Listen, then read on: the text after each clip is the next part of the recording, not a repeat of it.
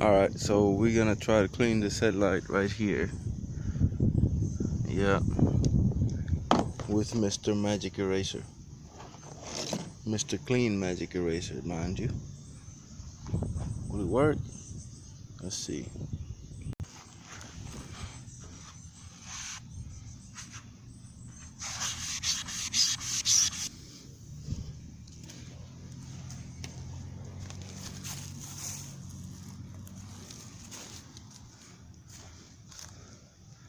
Well, what do you think? With Magic Eraser. Maybe?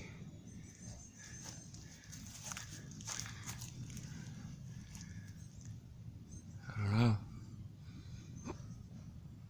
Alright, so I just finished doing that one. A little bit of elbow grease. Now we're gonna try to do it with this one here. What do you think?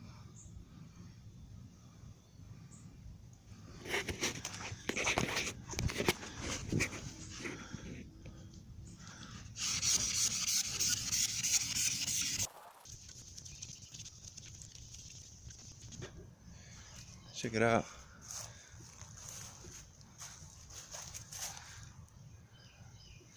They look way better. Maybe it could just be a temporary fix.